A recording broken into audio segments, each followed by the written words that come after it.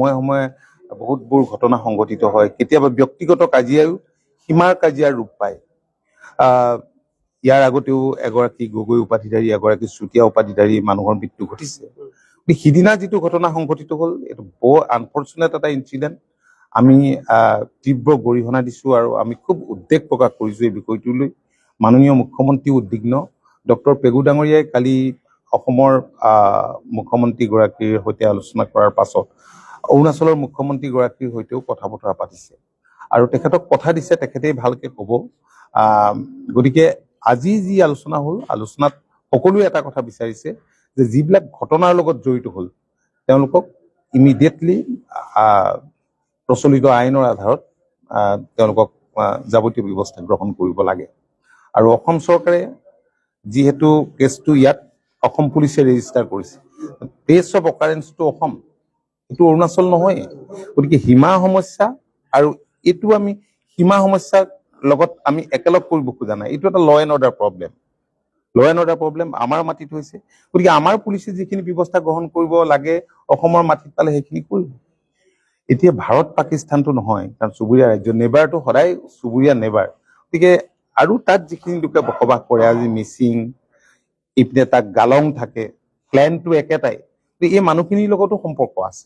আজি আমি TMPKৰ লগত আলোচনা কৰাৰ পাছত TMPK কৈছে যে আমাৰ যিবিলাক গালঙৰ তাত লোক আছে, বেলেগ বেলেগ মঞ্চ আছে, সেই মঞ্চৰ কমিটি যিসকল বিষয়ববীয়া আছে তেওঁলোকৰ লগতো ছ'চিয়েল অৰ্গেনাইজেশ্যনৰ আলাপ আলোচনা কৰিব। সেইটো খুব ভাল কথা।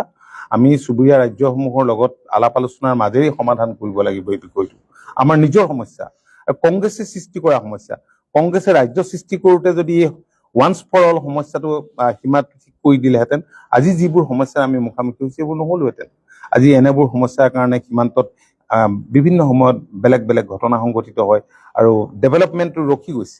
আমি উন্নয়ন বিচাৰোঁ, প্ৰগতি বিচাৰোঁ। গতিকে মাননীয় মুখ্যমন্ত্ৰীৰ নেতৃত্বতে অহা দিনবিলাকত আমি চুবুৰীয়া ৰাজ্যসমূহৰ লগত থকা সীমা সমস্যা সমাধান কৰিম। অৰুণাচলৰ ক্ষেত্ৰতো একেই হ'ব। মাননীয় গৃহমন্ত্ৰীও এই বিষয়টোক লৈ উদ্বিগ্ন, কাৰণ গৃহমন্ত্ৰীৰ উপস্থিতিতেই MOU চাইন হৈছে, দুয়োখন ৰাজ্যৰ মুখ্যমন্ত্ৰীৰ উপস্থিতিত MOU চাইন হৈছে। গতিকে বাকী যি 52টা তেনেধৰণৰ ৰিজল্ভ নোহোৱা ইছ্যু আছে, আমি সেইবিলাক ৰিজল্ভ কৰিবলৈ আমি আগবাঢ়ি গৈ থাকিম। আপোনাৰ আলোচনাৰ পূৰ্বে লিকাবালিত পুনৰ উত্তপ্ত পৰিৱেশ এটা হয়, সেই বিষয়েও আমি অৱগত হৈছোঁ। যিহেতু আমাৰ অসম আৰক্ষীৰ DIG আৰু SSPও আজি ইয়াত উপস্থিত আছিল, জিলা আয়ুক্তও আছিল। গতিকে তেখেতসকলৰ পৰা আমি গোটেই কথাখিনি জানিছোঁ। মানে যেতিয়া মানুহৰ যেতিয়া এনেবোৰ ঘটনা হয় তেতিয়া আমি দুই পক্ষই যদি সংযত নহওঁ আৰু ইয়াৰ ফলত আৰু বেলেগ ধৰণৰ ডাঙৰ ঘটনা সংঘটিত হ'ব পাৰে, এস্কেলেট হ'ব পাৰে। আজি ধৰক অৰ্থনৈতিক অৱৰোধ দিছোঁ, আমি তেওঁলোকক অহা বাধা কৰিছোঁ, তাতো আমাৰ মানুহ থাকে, তেওঁলোকেও আকৌ কোনোবা, কাৰণ দুষ্কৃতিকাৰীটো আছে, মিছক্ৰিয়েণ্ট কিছুমান থাকে। এনেবোৰ ঘটনাৰ সুবিধা ল'বলৈ আমি আৱেগিকভাৱে বা ইছ্যুটো জেনুইন হ'লেও আমি এটা যদি সাৱধানতাৰে গোটেই কথাখিনি আমি আগবাঢ়ি নাযাওঁ তেতিয়াহ'লে আমাৰে অসুবিধা হ'ব, তেওঁলোকৰো অসুবিধা হ'ব।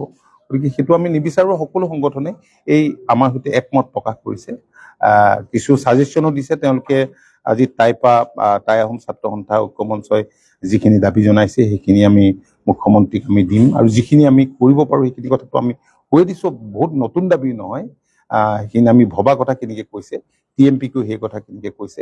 আজি এই আলোচনাত যথেষ্টখিনি মই ভাবোঁ যে অলপ পজিটিভ চিন্তাৰ চৰ্চা মানুহৰ মনত দেখিছোঁ। ইয়াত স্থানীয় বিধায়ক CC বৰগাঁও সমষ্টিৰ জীৱন গগৈ আছিল, আৰু মিচিং অট'নমাছ কাউন্সিলৰ CEM পৰমানন্দ চাৰিঙীয়া ডাঙৰীয়াও আছিল, চেয়াৰমেন গৰাকীও আছিল অট'নমাছ কাউন্সিলৰ।